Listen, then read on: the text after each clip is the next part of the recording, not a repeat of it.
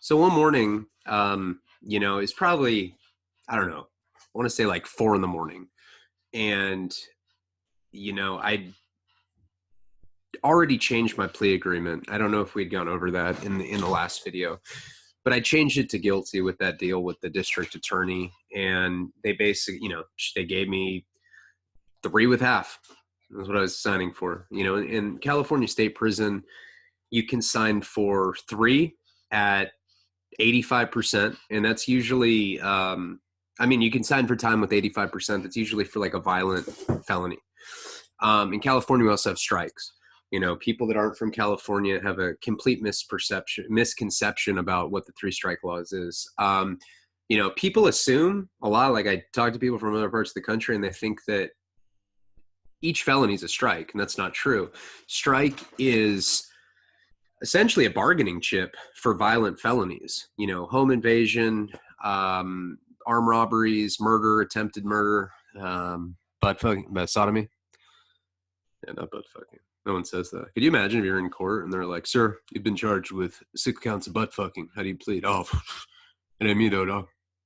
Not guilty." But actually, really, a lot of sex cases aren't even strikes, which is bullshit. And when you get a strike, like I said, it's a bargaining chip because you can, I had a friend that got arrested for armed robberies, and they went to him and they said, "We'll give you 1 strike and you'll do a year in county jail, or no strike, but you go do 7 years in prison." Now, you don't want the strike. You get 3 strikes, you get 25 to life. And also what a lot of people don't know is when you have a strike, the next time that you get in trouble, it doubles what you just did. So say you get arrested, say you get a strike for a residential burglary. If people are home, they'll give you a strike for that, or they'll offer it. The next time that you get caught for anything, it has to be, well, no, for anything. If you get caught selling drugs past that, because you already have a strike, you always get the high term. So there's a low term, mid term, and high term. For pimping and pandering, the low term was 3 years, mid term was 4, high term was 5 years. So if I had a strike and I had signed for pimping and pandering, first of all, it's half-time because it's nonviolent. All nonviolent crimes are half-time in California. And they also consider, they consider child molestation not a violent crime. I don't know how the fuck, what weird universe the judges are. Well, they're probably chomos themselves. I think there's a lot of that going on, It makes no sense. How are you going to say that somebody that molests a child it shouldn't have a strike? That's automatic. You should get life sentence for molesting a kid, straight up. But that's like, they don't give you a strike for that necessarily. So that it's not every time you get arrested you're getting a strike. You can get 85% for violent felonies. You can get, I think, what is it? It's like 55% or something for, I don't even know. It's just another bargaining chip. And then there's halftime. There's like 50%. I think it's 85. Okay, it's 85, 65, and 50. So I signed for 3 years, 50%, with the deal that they would run it concurrent. That's if the feds picked me up. And remember, I didn't have a phone. All I had was that black guy. And I was like, "Hey, can you tell Karina?" He's like, "Hey, no, man, I'm busy right now." "What the fuck do you mean you're busy? You're sitting in a cell. What are you doing?" "It's none of your business, dog." "Yeah, Karina? Hey, I gotta go. The fucking white boy is they bugging me again. Hold on. Hey, Leone, when I'm on the phone, that shit ain't cool, dog. I was talking to some bitch." Like, "Okay, well, can you call my girl at some point?" He's like, "No, she's going out with her sister right now." I'm like, "What the fuck does that mean?" "Oh, I don't know. It's just a guess." So, I had to talk to this guy to call her. And it just sucked because, she was relaying messages to me basically saying that the attorney that my dad had paid, I think he paid like $10,000 for this, like, top of the line attorney, but it wasn't my attorney. Attorneys of that caliber are like $500 to $1,000 an hour. He had paid her $10,000 just to quarterback both of the public defenders, like I explained in the last video. And what was being relayed to me by that black dude was that, she had contacted the U.S. Marshals and they were trying to get me moved. I don't know how you can call, what do you, it's not like ordering a pizza. Like, yeah, I'd like, 3 white guys, 2 Mexicans, and 1 sex offender transferred down to federal custody. Yeah, 6-pack of Coke too. Oh, hold on. Hey, can you, a couple sides of ranch too? Hey, they said an hour. Yeah, no, cash. Okay, thanks. Yeah, it's not like that. And I really I couldn't really theorize what, I couldn't imagine what that would look like. But that's what this black, hey, hold on, little homie. She said they're gonna be there any goddamn day now. They're gonna come in. They're gonna pick you up. Yeah. Yeah. You don't mind if I call your old lady after you get into federal custody, do you? Oh no, dude. That's all you, bro. Oh, all right, dog. You're all right. And at this point, my ribs are killing me. And I'm in the second worst withdrawal of my life. So most of the day, I think people are like, well, he must be Joe. He's exaggerating. It's certainly not that bad. No, if you've kicked Suboxone or methadone cold turkey, you know what it is. I had my shirt over my knees. I didn't have boxers on and my butthole was up in the air. And then I had the staph infection. I'd bend over this table. I think I was telling you about that last video. And this nurse was like, yeah, I've read your book on Audible. I was like, oh, that's cool. And she's just sticking, cotton balls in this open wound of MRSA or staph and whatever, some staph infection that I had in my ass crack. It's pretty embarrassing. And on top of the fact that I was bent over, which is kind of demeaning if you're a straight man, there's also the fact that there's no way my ass didn't smell like complete shit. And I'm just kind of thinking, I'm like, fuck, this sucks. And what if she left a review on Audible? She's like, yeah, I was a nurse at the county and this fool's asshole stunk. Book's okay though. I don't know, 4 stars. It's kind of shitty. She's reading my book and I had to do that. And it's not like I was wiping very good. You're fatigued. You're muscle atrophied when you're kicking. Just wiping your ass is hard manual labor. You feel like you're on some chain gang when you're doing it. It's weird. It's not like when just normally wiping your ass. It's like having some sort of weight, wrist, weighted wrist guard on. So it weighs 80 pounds and you're like, fuck, you can barely do it. But anyway, one morning, I don't even know how much time had gone by, but CO was like, yo, Leone, go ahead and roll it on up. I was like, what do you mean? You're getting out. I was like, what? He's like, yeah, you're going home. And I was like, what the fuck? I was like, oh, I was trying to play it cool. I was like, oh, that's cool. Yeah. I'm thinking, I don't know what, 15? Come back in 15. No, I just got some loose ends to tie up here. All right, cool. No, I was jumping up and down with joy, and he came and got me, and it was always very difficult for me to walk around with my ribs in the condition that they were and being as sick as I was. If you've been dope sick, you know what it feels like. If you've been dope sick in jail, that's even worse. If you've been dope sick in jail with broken ribs, you're a bitch. Because I felt like such a bitch. I cried. Probably, usually I'm not one of those guys that cries when I'm in custody because I don't want to get raped, But in this particular case, I was in a cage by myself and I just bawled. I was like, Nico. It's just so sad that I was going to miss his birth. So anyway, they end up taking me, through to the dress out thing. And it's this little, looks like an aquarium. It's you go in this room, there's tiles everywhere, there's glass, there's a metal tray. They give you your release clothes and you take off your county scrubs. And usually they fuck with you. It's this old guy with a beard. It looks like he's been working there since the late 70s or something. He has not shaved his beard since. It's just some big, kind of beard that a fucking bird can flap out of. It's a really old antique looking beard.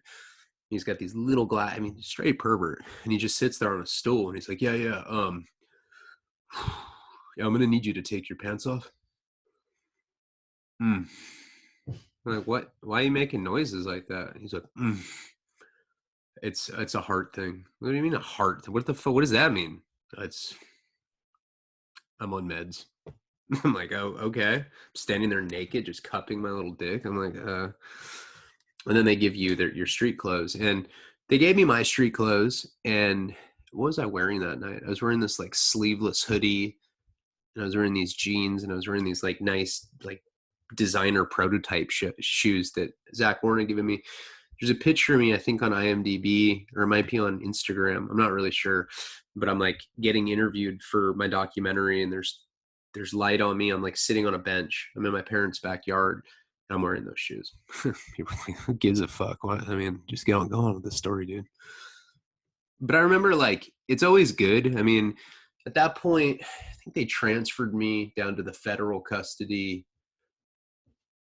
in like January, I want to say. I mean, it was like a month after I'd been in Santa Barbara County.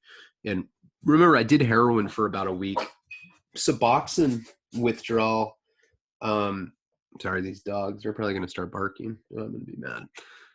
Suboxone withdrawal lasts for about 2 weeks, but then there's post-acute withdrawal, and I was definitely still feeling it. And the fact that I was, I don't know if it was 4 weeks. I'm not really sure when they let. I know that I was still in post-acute withdrawal when I was kicking. So when I was talking about in the last video where I was like seeing that like white light pain threshold, that was probably a couple weeks before this. I mean, it's just hard to keep track of time when you're in a cage by yourself. You're not seeing sunlight.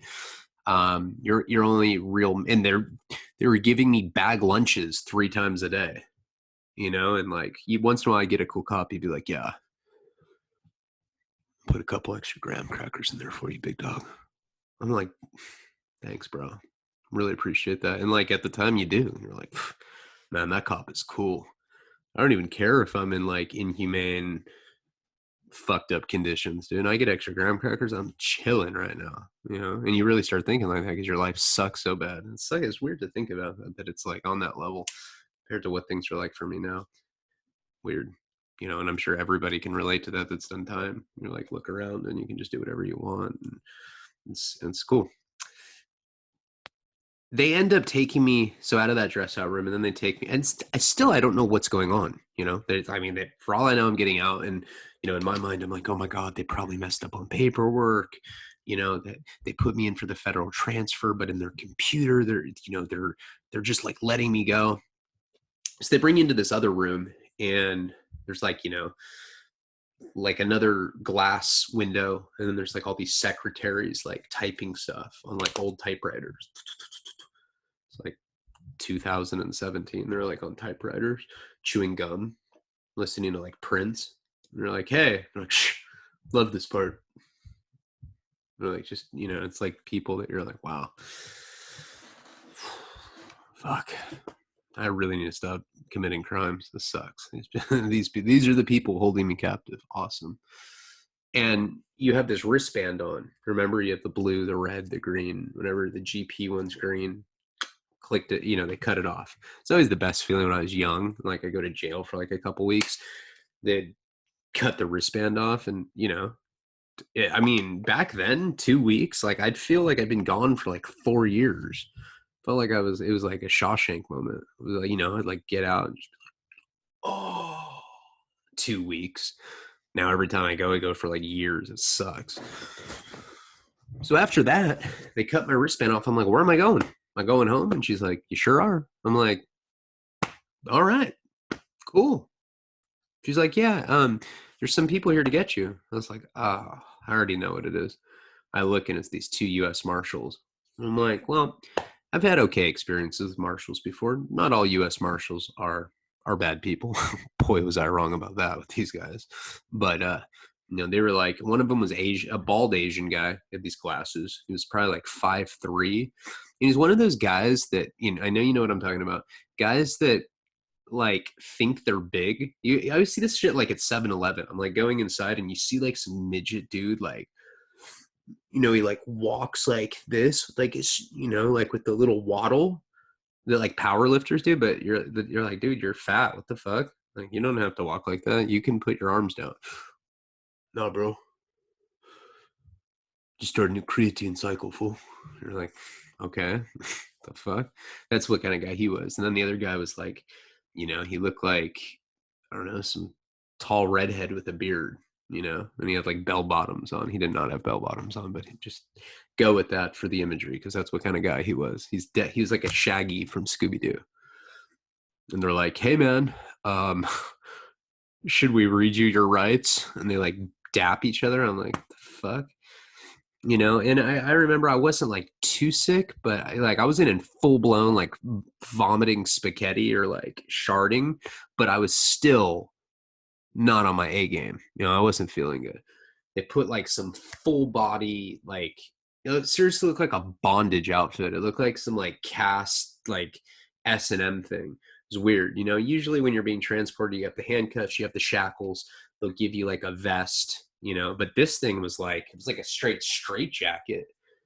And I was like, oh my God, we're going to LA, right? And they're like, yeah, we're going to MDC Los Angeles. Have you ever been there? I was like, yeah, I've been there a couple times. I was like, it's one of my favorite locales to vacation at. They're like, shut up, convict, you fucking bitch. I'm like, oh my God, all right. Let me just wear this uncomfortable straitjacket, man. Okay, guess I can't joke with you guys. Asian guy's like, where's my protein shake, Bill? He's like, my wife didn't pack it. He's like, you never count on you. You're such a bad friend. I'm like, oh my God, these fucking kind of guys. All right. So they put me in this, it's like a SUV. I don't know, like I don't know, like a Suburban or something, tinted, probably, acid forfeiture that shit from like some Hispanic guy that lives in like El Monte that like isn't even a drug dealer. Shit happens all the time. Like, oh man, that Mexican dude has a nice whip. Hey man, we think you're a dope dealer. Come here. Yeah, go ahead and give me those keys. Yep. Thanks. Guy's like, what the fuck? I work at Best Buy, man. What's going on? We're like, no, you look like a drug dealer. We're taking that. Yeah, they can do that. That's real shit. Ridiculous. Off suspicion, they can just acid forfeiture. Doesn't it sound like ass fucked? Like, dude, I was acid forfeiture last year. That kind of sounds like that a little bit. So they put me in this, sorry, I finally got a new phone. My 11 Pro. And the camera is much better, by the way. I like it. I really do. I was with my old phone. It's all cracked. It's horrible. I have two. No, I don't know. No. It's cool if you're tweaking 2 different kinds of porn. So I'm in the car with these guys, and I've had experiences with the marshals that were like decent. Anytime I'd be on Con Air, that's who takes you, is the U.S. Marshals. Some of them had been okay. Some of them are like cops, some of them aren't. These guys were assholes, and they, right when we left. So, I was happy just to be in a car, and just to be going to the feds because I was like, okay, I get a radio. I'm going to get Corlinks, which is the email system. I'm going to get contact visits. I can probably finger bang Karina, whatever, it was better. A 2-man cell. I was going to be around solid people, not bush dwellers. Like people at MDCLA are like looking at like probably 50% is probably looking at life. And a lot of people have been there for years already. And it's just a much better environment to do time because people, when they're doing a life sentence or doing like a really long sentence, they just want a peaceful thing. It's not like in the movies where like, they're like, damn, who's that? Oh, that's Big Dog. He's never going home. He's got nothing to lose. He's a wild card, man. He could slit your throat. Be careful, brother. All right. It's not like that. Lifers are usually like boring ass dudes that work in factories and save up, $40 to get a black and white color copy or a photocopy porn book. Takes them like 7 months to save up for that. And then they beat off for like 4 days and they're just like, fuck, I'm already over this. That's lifers. That's not funny. I have friends that are doing life sentences and it sucks, but it's not what people think it is. So anyway, I'm in this car and I started listening to them, and they're having U.S. Marshal conversations, and the kind of conversations where I'm just listening, right? And at first they had turned the radio up, and it was band. What song? It was the Band of Horses, "The Funeral." I like that song. It was in the Lakai video for Guy Mariano's part, so it was like his comeback part. I was like the song. It's cool. I mean, I'm not like really into hipster shit like that, but I do like that particular song. I was like, oh, I know this song. And it was kind of like loud enough for me to hear. And they're like, oh, do you like it? I'm like, yeah. He's like, well, guess what? And he just punches the stereo and it goes off. Like, man, you must practice that. Okay. All right. I'm not gonna talk anymore. They're like, so what are you busted for, huh?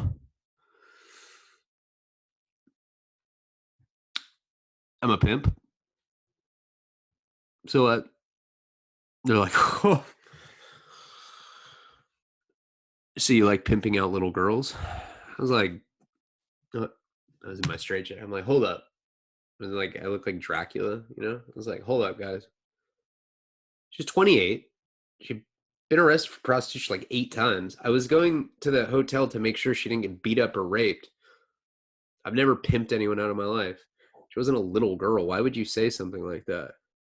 They're like, shut up. Nobody's talking to you. I'm like, oh my God. It's like, it was like U.S. Marshals meets The Shining. It was like these schizo, whatever, man. I'm just like, so now we're like in silence. So now they're starting to have these conversations, and they're taught I mean, I can remember this like it was yesterday. So they're talking about how they had arrested this crackhead, and of typical cop stuff. They're like, yeah, remember that guy, Eric, the crackhead? They're both like, they like gave each other a secret handshake. They're like, they like say some like, narc mantra. They're like, no drugs, no fun, or like, whatever it was. I was like, what the fuck?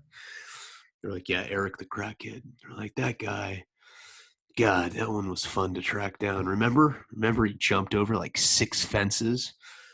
He weighed all of like 120 pounds in crackhead weight. His girlfriend was hot though. Yeah, that guy's girlfriend was bad. And I'm like sitting there, I'm just like, God, ugh. So these guys are first of all, you're making fun of this. Sounds like a very skinny drug addict. He probably has AIDS or something. You know, life sucks. If the U.S. Marshals are after you, you're not like going to do a couple months in the county. You're looking at like 20 fucking years type stuff. When the feds are chasing like that, it's all bad. And then on top of that, they're talking about how hot this guy's girlfriend is. I'm just looking at these guys, and they're the roofie crowd for sure. Like, I couldn't imagine them going to a bar and like hitting on a chick. The guy with the bell bottoms, he's like, "Hey, I'm Samuel. How are you? I'm a marshal." Yeah, right. These are the kind of guys that don't get laid. They don't, or they get hoes off back pages. Which is, hey, for all you hoes out there, listen. I'm not saying that that's a bad thing. What I'm saying is that these guys have to pay for your service because their personality ain't too bomb. I mean, they were making fun of this guy for his I don't know. It just bothered me. I don't know why I'm like making such a big deal about it, but it's just like the way he was talking about it. I'm like, oh, stupid crackhead. Yeah, his girlfriend was hot. It's like, motherfuckers, you couldn't get his girlfriend. I don't even know what she looks like, but I'm looking at you guys and I know you can't pull her. I'm not saying that, of course. I'm a bitch. I'm just like, I'm like, have a fart and I want to fart so bad. And I know that it's a liability. I know that I might shart. I'm just like, and he kind of like looks in the rearview mirror. Is like, hey man, are you trying to fart? I was like, no. And then just out of nowhere, because my body's out of sync, it's just like, I'm like, oh. I was like, my bad. She's like, hey. And we're on the freeway, and I swear, this is a true story. He pulls over on, like, he pulls off he like goes off a ramp, and we get to this like freeway underbridge, and he like just stops, and he pulls out like one of those taser guns with like the prong things that come out, and he just puts it on his dashboard. It's like, do you see what that is? I'm like, is it a taser gun? It's exactly what that is. Do you want to get tased, you fucking piece of shit pimp? I'm like, look, man, check it out, bro. You're not in a Clint Eastwood movie. Like, that doesn't, okay, what are you going to do? Fucking tase me? Like, what, like, really? You think that that's any worse than anything I've been through? When you tell them stuff like that, they hate it. He's like, well, sounds to me like you've got a rotten attitude. Sounds to me like you're an Italian immigrant. It's like,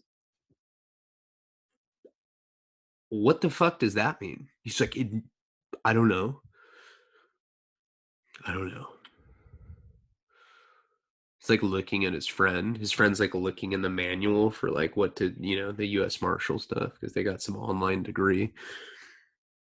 No, you can't say shit like that, bro. He's like, oh, okay. But he really wouldn't.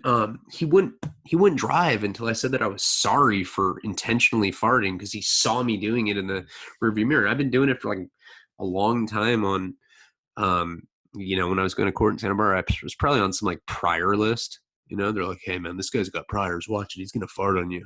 He's a farter. I had like a fart chrono on my record. They're like, Leone's a farter. Don't transport that guy. They're probably like picking straws and shit for who has to drive me down there. But anyway, these guys just continue to have these like conversations about, all these losers that they are arresting. And I'm looking at these guys and I'm like, just kind of like thinking about some of my friends, like I'm like, okay, well, I guess all my drug addict friends are losers, but man, I know they're living better than you guys. Yeah, they might go to jail here and there, but I don't know.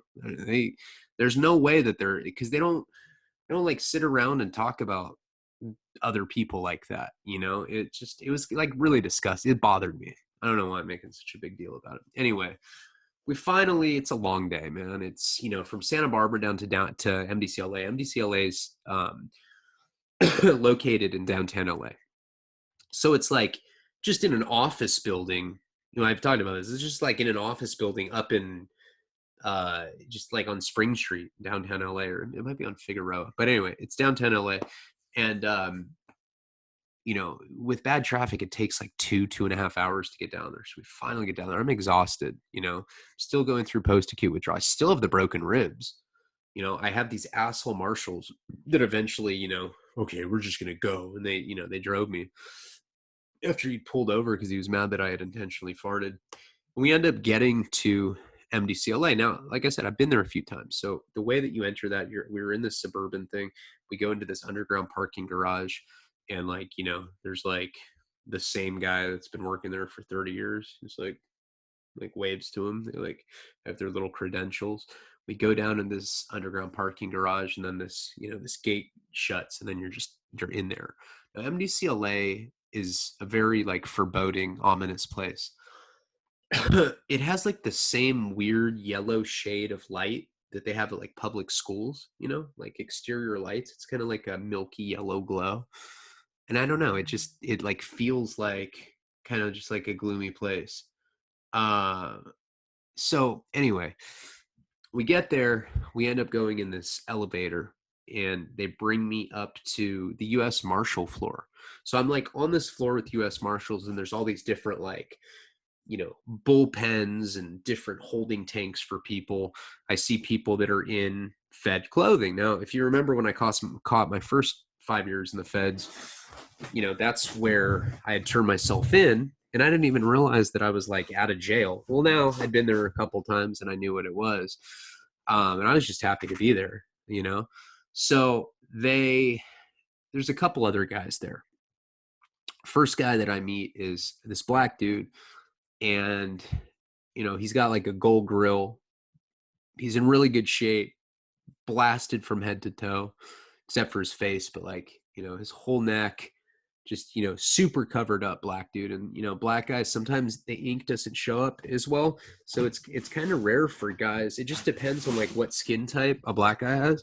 But, this guy had darker skin, but he still was covered. Like if you looked like he was just blasted out. And you could just tell he was a convict. He like had that shape. And then there's like some other guy that was like, looked like Jared from Subway. And I was like, hey bro, you want to sell up together? And he's like, and he like scurried off. I was like, okay. I looked at the black dude. And I was like, that was a test. He's like, I already know. I was like, yeah, dude. I was like, ugh. I was like, there's always some weirdos at this spot. He's like, yeah. So me and him start talking, and I'm like, what's up? What are you here for? What are you busted for? And he's like, oh man, I just escaped from Lompoc, the camp. I was like, really? He's like, yeah. So he started telling me the story about it. And so he was at, that's the same camp that I was talking about, where like you could get jobs and you could go pick up cigarettes for cops. They had jobs where you're working on cops' houses, and like they were like having strippers over in kegs. It's definitely not the kind of shit that I would go to. I'd go to like the medium or high security Fed yards. It's not like that at all. It's like triple fenced razor wire, shit like that.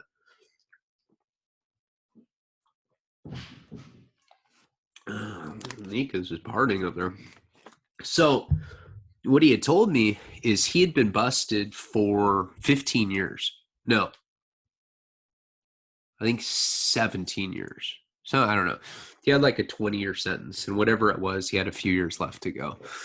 And he told me that, he had started off in the USPs, which is like the level 4, gone down to FCI, which is the medium. Then he went to the lows, and he finally made it to a camp. Camps don't have fences, but they're super petty. And in the feds, they have different shoes that you can buy, and when you buy shoes, like you can get Air Force Ones, you can get Vans, you can get Adidas, you can get work boots. There's probably like 5 or 6 shoes that you can buy. California State Prison's way better because you can get packages. You can get like Walking Horse and Union Supply catalog, and like, you can get all these catalogs, and you just kind of like pick out which you want, and you can get a lot of really cool stuff. But in the feds, you get about 6 shoes that you can choose from, and they rotate them every like 3 or 4 months. They'll like add another pair, but then they'll take one. So they're all up in like a glass display case at the commissary. And what's fucked up about the feds is you're only allowed to spend, it used to be $320 a month, and now you can only spend like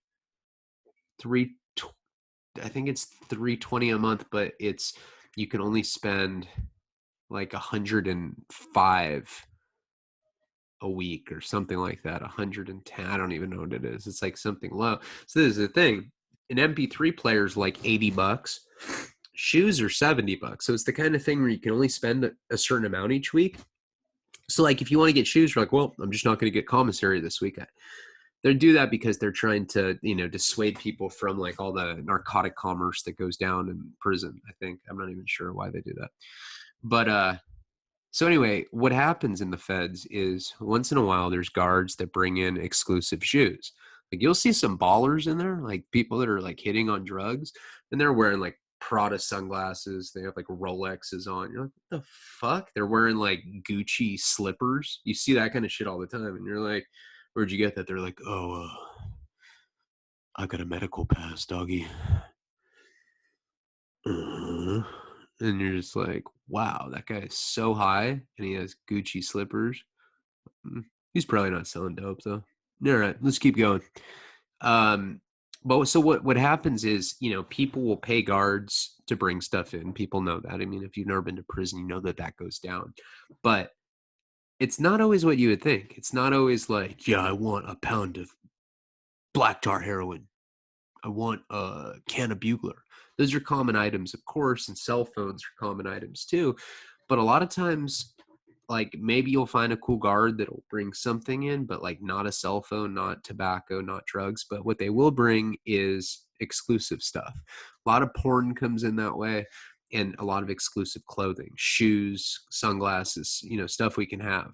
So this black dude had gotten an exclusive pair of, I think, Air Jordans, and he was at this camp, and the lieutenant had gone up to him and been like, hey, where'd you get those shoes? And he didn't have a proper explanation for it. He's just like, oh, I transferred from the other prison with these shoes. And it's like, nah, I don't believe you. Here, give me those. And he confiscated them. Now, this guy had been down, like I said, 15 or 17 years. And he was just over it. I mean, there's no fences there. His son, he just had a son when he got busted. His son was like 16 now. And he's just like, you know what? All right. He's mad over the shoes. I know it's like a petty reason, but when you're in prison for 15 years, 17 years, whatever it was, little things like that really bother you. I mean, especially when you're staying in your own lane and like there's no reason that they should be fucking with. Like, who cares about the shoes?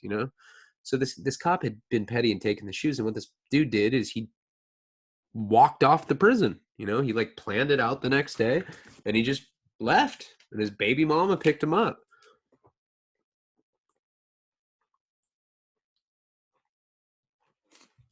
So, sorry, I'm really thirsty, obviously. So what ended up happening is Lompoc is located by Santa Barbara, and this guy was from South Central Los Angeles. So his baby mama came all the way up to Lompoc, picked him up. They went and they started living in hotels down in LA. And he stayed on the run for like 3 months. But what happened is he was using his teenage son's Facebook Messenger to like hit up his homeboys. And the feds, of course, can ping your cell phone. They do that. Oh, they don't do that. Yeah, they do. And they found out where he was, and they did this guy dirty. So he was staying at this hotel, and he got a knock on the door, and it was like the Asian lady that was running it. And she said, excuse me, sir, you, we do plumbing, and you must move room. You okay? He's like, oh man, I gotta move. Yeah, she's like, yes, just get your bags together, and we give you a better room. We give you double bed, mini fridge, whatever it was, some sort of upgrade. So he packed all of his stuff. He was annoyed, and he like was leaving the room, and he's like, okay, where do I go? She's like, okay, go downstairs, and you're gonna make a left. Go down the hallway and make a left, and then your room is at the end right there. He's like, okay. So he went, and he had all of his bags. He's with his kid's mom and his kid and his son.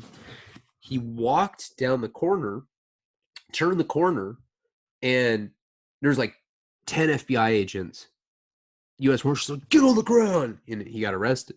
They set him up. That's cold. Like that, the Asian lady was in on it. They like cuffed him and like they like drove him off, and he looked like, and he like saw like the feds like counting out 20s to the Asian chick. It's like, what the fuck? That's horrible. So this guy, I'm like, damn. So what's happening with you? He's like, I don't know. They just got me today. Like they had just got him. The story I just told you about him had just happened like an hour before this. So him and I, and then there was like that Jared Fogle fucking, or is that, no, that's not Jared. Is that his name? The Subway guy? I don't know. Jared Fogle. Is that like the Trump guy? I don't know. It's been a long day.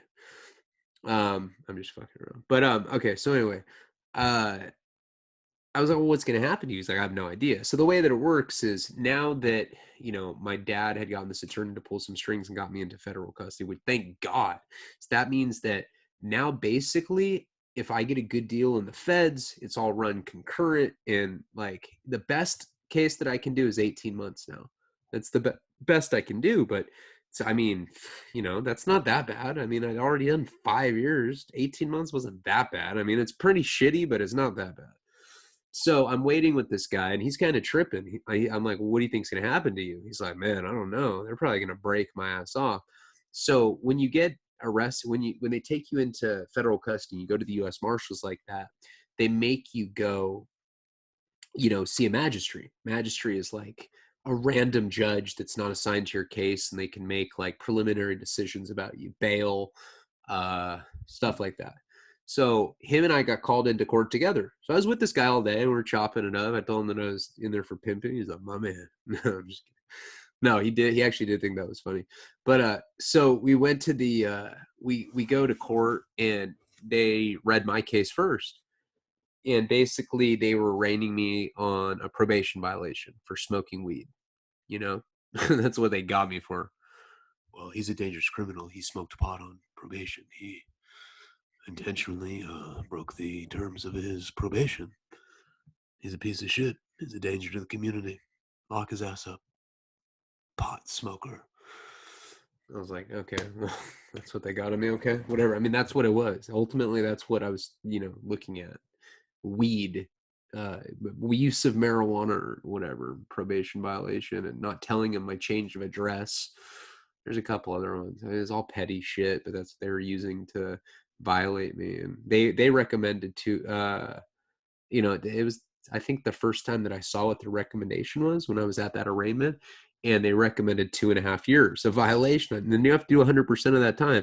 So I would have done 18 months. I would have done 2 years, 2 months, if that's what they had given me, if the judge had gone along with what they recommended. So, basically, they were just telling me that I was going to come back to court for the probation violation hearing, which is not innocent or guilty like it would be like on a normal criminal case. It's admit or deny. They're like, do you admit or deny that you're a punk? And you're like, deny. Like, good answer. And always deny. Guys, if you're ever dealing with the feds, deny. Trust me on that. So, basically my shit just got put back on calendar. But this guy, I was like curious, they didn't take me out of the courtroom, so I got to see his whole thing go down. And the judge was like, Mr. So-and-so, you've escaped from federal custody. I see here 3 months. Now, is this an escape? He's talking to the U.S. attorney, which is like the DA for the Fed. Now, is this an escape or is this a walk away? And they're typing in court. It's a walk away, sir. He's like, okay, I'm going to give you no time, and all you're going to get is a simple disciplinary action, but it's going to be dealt with in house. So basically, him escaping from prison for 3 months, they just sent him back to prison, and they gave him like the Bureau of Prison disciplinary measure, which is like 54 days of good time. He had to do like 2 extra months, and he escaped for 3 months. He was so happy. I was like, damn, bro, I got to get your attorney. He's like, I had no idea that they weren't going to do anything. He's like, that makes me definitely want to do it again. I was like, I hear you on that. So we end up going. So, that took all day. I mean, this started at like 5 a.m, and now it's like the afternoon. We're so dead. We've been talking to people, and I got to the point where everyone was just tired, and we're just in the tanks. We're waiting to get processed into MDCLA. So they called the chain for MDCLA. And, earlier that day, they had given me a sacked lunch. And, I'm used to being in jail where you just eat and then just throw your trash on the ground. That's how county jail is. I forgot in the feds that that's not really cool. Like they get mad about it. And the CO walked by and he looked at the trash. He's like, it's like making elephant noises. I'm like, what's up, man? So I can't believe you're just so disrespectful. You're just so disrespectful. I was like, okay, weird ass dude. All right, man. So he left, and then the chain for MDCLA came. They're gonna take everyone in process, and they like called a bunch of people. Me and the black guy didn't get called. We're like, hey, what about us? And they're like, oh, yeah, you're not going to MDCLA. And we're like, where are we going?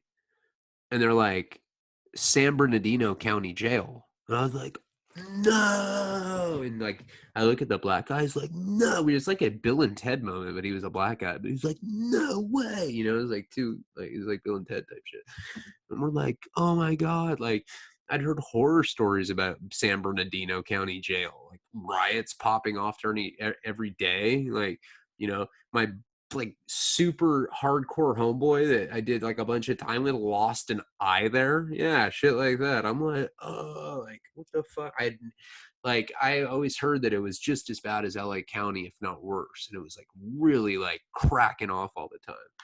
And I'm like, why am I going there? And they're like, cause you threw your ham sandwich on the floor. Black is like, what about me? They're black. He's like, yeah, it checks out. I'm not even joking. That's what they said. It's how they talk to you in there, and it's like super racist no matter what race you are. If you're white, there's tons of black and Mexican cops that hate you because you're white. If you're black or Mexican, there's tons of white cops that are just racist to you because they adapt the same stupid, ignorant ideology as a lot of the inmates. So I knew I was going to San Bernardino County, and I'd heard all this fucking crazy stuff about it. I'll tell you what, it was absolutely as crazy as I had heard, and all sorts of really gnarly shit happened to me at that particular for this next period coming up. But we'll get into that on the next video. Please like, comment, subscribe. Check out patreon.com/Ryan Leone. Check out the paulnarcanproject.com. You can sign up. You'll be on the list to get free Narcan. I'm working with several states right now. I've been talking to several states that do it for free, certain states that you have to pay for it, but we're gonna cover that, through philanthropists, donations. We got you. You will get a free Narcan.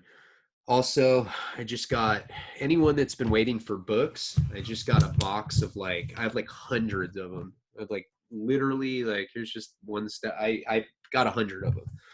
So I'm overnighting them to Joe, along with the snake ordinance. If you want a signed book, just signed, $30. International shipping's included. If you want it personally inscribed, it's $50 because that means I have to inscribe it and I have to go send it myself, and it's hard. But just to get a normal transcribe or a normal signed copy of it with that sexy hot tan guy on the back, sexy hot Dan. $30, and I donate that money to send free books into prison. I don't make anything off the paperbacks, and I don't need to. I'm doing good now. Just sold a screenplay. Just got another acting gig. Shit's looking up, but I'm really passionate about the Paul Narcan Project. Remember, there's a raffle. You can win $15,000 worth of prizes, including original art by Sinister. $30 will get you 12 chances to win. We're going to increase that $30 up to 40, then 50, then 60. So get the tickets now while you still can. paulnarcanproject.com. You can also buy tickets on the GoFundMe. All of those links will be in the pinned comments, including my social media. Stay safe, guys. It's okay to have a small personality if you have a bomb dick. Palabra.